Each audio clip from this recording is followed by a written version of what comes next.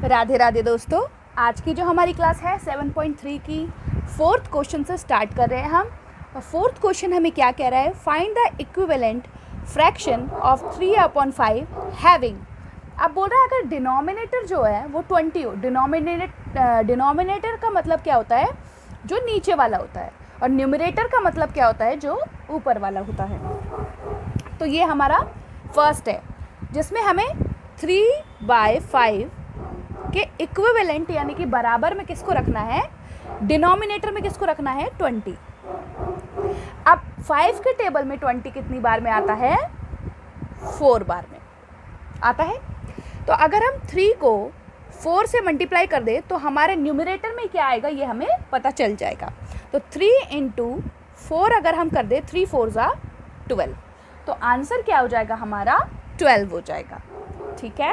B हमें क्या दिया है, बी हमें दिया है, यहाँ 3/5 लिख देंगे, इक्विवेलेंट कर देंगे। न्यूमरेटर में हमें दे रखा है 9। ठीक है, न्यूमरेटर में क्या है, 9 है।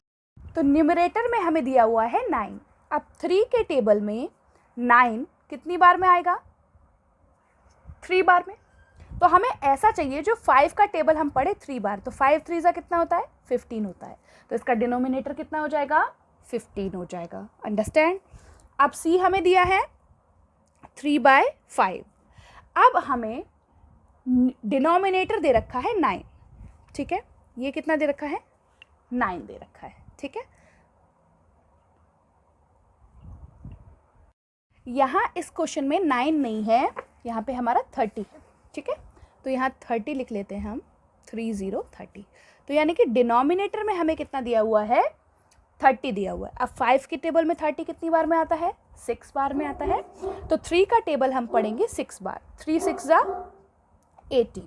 तो यानी न्यूमरेटर में क्या हो जाएगा, 18 हो जाएगा। ठीक है, अब यहाँ 3/5 दे रखा है। ठीक है, 3/5 बराबर, अब न्यूमरेटर में हमें दिया हुआ है 27।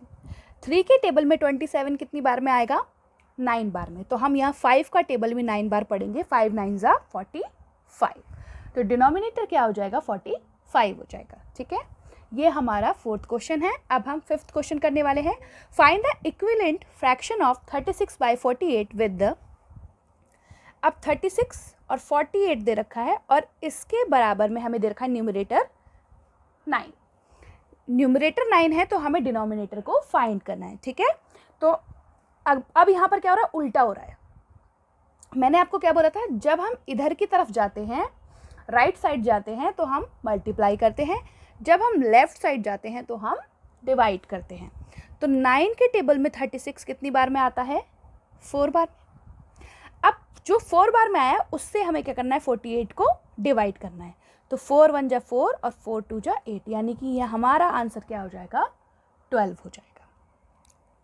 उसके बाद यहाँ 36/48 दे रखा है, इक्विवेलेंट करना है हमें, और डिनोमिनेटर दे रखा है 4।